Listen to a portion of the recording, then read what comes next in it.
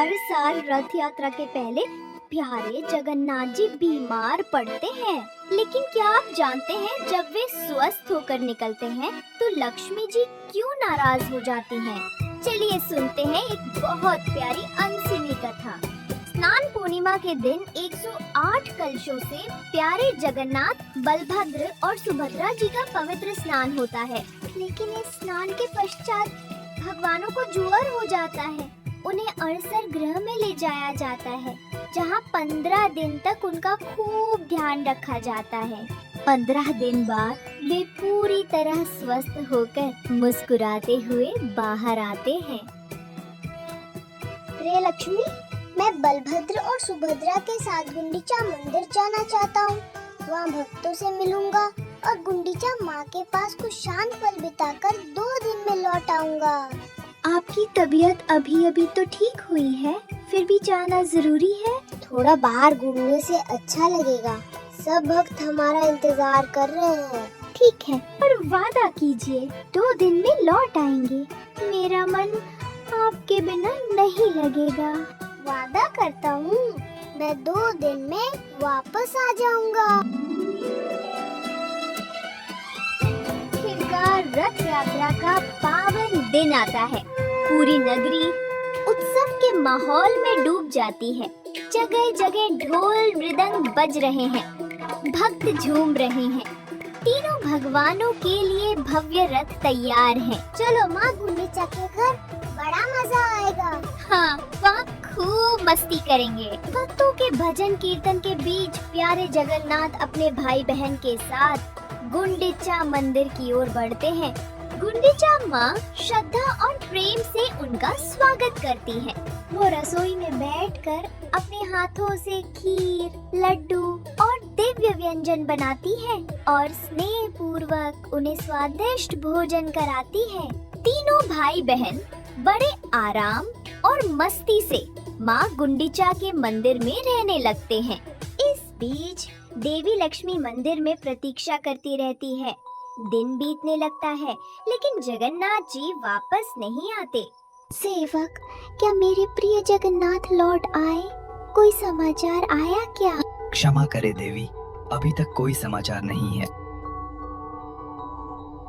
2 दिन बीत जाते हैं, फिर 3, 4, 5वां दिन भी आ जाता है। लक्ष्मी जी का धैर्य टूटने लगता है। 2 दिन कहकर गए थे और अब 5 दिन हो गए, फिर भी नहीं लौटे। क्या उनके वचनों का कोई मूल्य नहीं है? मैं यहाँ उनकी प्रतीक्षा में बैठी हूँ। क्या मेरी कोई अहमियत नहीं है?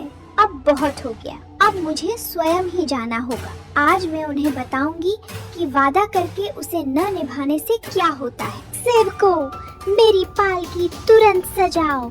सब मेरे साथ चलने की तैयारी करो। हमें अभी गुंडीचा मंदिर जाना है। देवी लक्ष्मी के आदेश से महल में हलचल मच जाती है। उनकी रेशमी पालकी सजाई जाती है।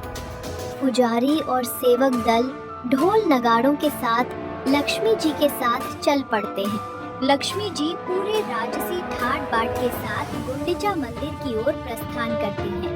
नगर भर में ये चर्चा फैल जाती है कि माता लक्ष्मी क्रोधित होकर स्वयं भगवान को लेने जा रही हैं। सभी सहमे हुए हैं कि आगे क्या होगा। प्रभु, माता लक्ष्मी गुंडीचा मंदिर की ओर आ रही हैं और बहुत क्रोधित हैं। ओह, मैं तो वादा ही भूल गया। अब तो वे अवश्य नाराज होंगी। क्या करूं? उनसे कैसे मिलूं? कहीं क्रोध में लक्ष्मी मुझे कोई श्राप न दे दे। जल्दी मंदिर के द्वार बंद कर दो। उधर लक्ष्मी जी का भव्य जुलूस धीरे धीरे गुंडीचा मंदिर के सामने पहुंच गया। लक्ष्मी जी पालकी से उतरी और प्रवेश द्वार की ओर बढ़ने लगी। तभी भयभीत सेवकों ने घबराकर तुरंत मुख्य द्वार बंद कर लिया। ये देखकर लक्ष्मी जी का क्रोध चरम पर पहुंच गया। क्रोध से तमतमाती हुई उन्होंने गरज कर आदेश दिया, अच्छा, मेरे लिए द्वार बंद कर दिए? यदि मेरे लिए मंदिर का दरवाजा बंद है तो फिर उनके लिए भी वापसी का मार्ग बंद हो जाएगा। सेवकों, ये रहा मेरे स्वामी का रथ नंदी घोष, इसे तुरंत तोड़ डालो। लक्ष्मी जी के आदेश पर उनके सेवक रथ के पास तो पहुँचे, लेकिन प्रभु के रथ को पूरी तरह से भला कौन क्षति पहुँचा सकता है। उन्होंने बस उसे जरा सा हिलाया डुलाया, फिर भी कुछ सजावटी हिस्से टूटकर नीचे गिर पड़े।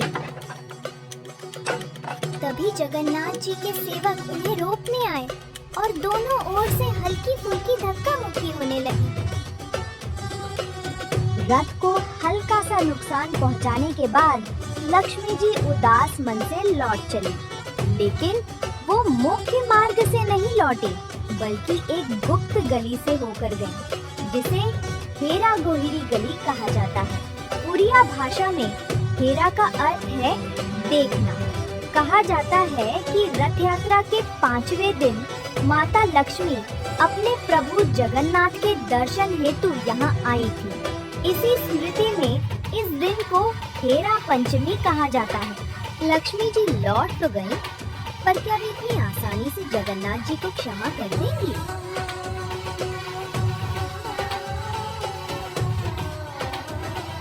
उधर गुंडीचा मंदिर में 6 दिन बीत गए।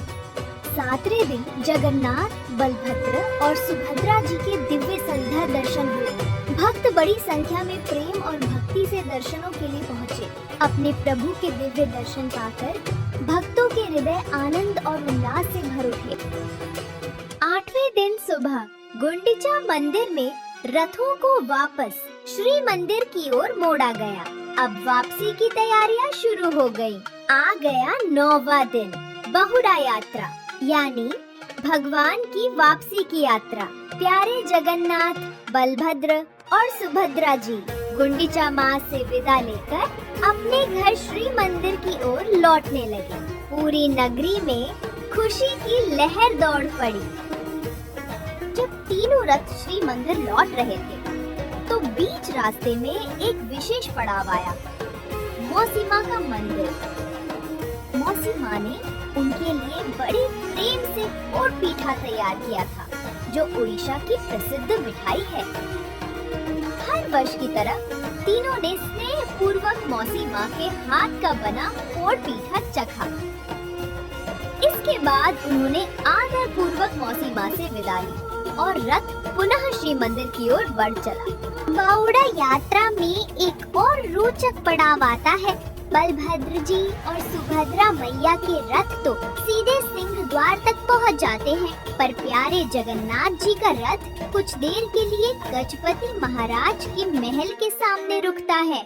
शुभ समाचार, आपके प्रिय स्वामी लौट रहे हैं। जगन्नाथ जी का रथ रास्ते में दिख चुका है। क्या मेरे प्यारे जगन्नाथ लौट रहे हैं? शुभ समाचार सुनते ही लक्ष्मी जी का क्रोध एक पल में पिघल जाता है। वह तुरंत श्री मंदिर से बाहर निकल आती हैं और सामने जहानी मंडप में आकर खड़ी हो जाती हैं, जहां से दूर सड़क पर अपने प्यारे जगन्नाथ जी के रथ को आते हुए देखती हैं। फिर लक्ष्मी जी रसोई घर के रास्ते पीछे की ओर से होती हुई भेंट मंडप पहुंचती हैं। 9 दिन बाद आखिर उन्हें अपने स्वामी के दर्शन होते हैं। इस शुभ मिलन को लक्ष्मी नारायण भेंट कहा जाता है। जगन्नाथ जी अपनी विशेष फूलों की माला लक्ष्मी जी को अर्पित करते हैं। देवी लक्ष्मी श्रद्धा से रथ की परिक्रमा कर दर्शन करती हैं। दर्शन के पश्चात वे प्रसन्न मन से श्री मंदिर लौट जाती हैं। उनका क्रोध भले ही शांत हो गया हो, पर क्या वे सचमुच जगन्नाथ जी को इतनी आसानी से माफ कर देंगी? वो तो आगे पता चलेगा। थोड़ी ही देर में नंदी घोष रथ भी श्री मंदिर के सिंह द्वार पर पहुंचता है। नीलाद्रि विजय के दिन तीनों देवताओं के श्री मंदिर में प्रवेश की भव्य तैयारी होती है। बलभद्र जी और सुभद्रा मैया तो सीधे मंदिर में प्रवेश कर जाते हैं, लेकिन प्यारे जगन्नाथ जी बाहर ही रुक जाते हैं, क्योंकि देवी लक्ष्मी के आदेश से उनके लिए मंदिर के द्वार बंद कर दिए जाते हैं। जगन्नाथ जी के सेवक भी द्वार के बाहर से देवी लक्ष्मी से क्षमा याचना करते हैं, लेकिन लक्ष्मी जी अभी भी मन ही मन थोड़ी नाराज हैं। उन्होंने इतने दिनों तक अकेले जो इंतजार किया उसका शिकवा तो बनता है। आखिरकार जगन्नाथ जी अपनी प्रिय लक्ष्मी को मनाने के लिए ढेर सारे रसगुल्ले और सुंदर फूलों की माला लेकर आते हैं। देवी लक्ष्मी अपने स्वामी की विनती स्वीकार कर लेती हैं। फिर दोनों हंसते हुए एक साथ मंदिर के भीतर प्रवेश करते हैं और इस तरह हर साल रथ यात्रा का ये मधुर मिलन हमें याद दिलाता है कि प्रेम में रूठना भी है और मनाना भी। यदि आपको ये दिव्य कथा पसंद आई हो तो इसे लाइक, शेयर और चैनल को सब्सक्राइब कर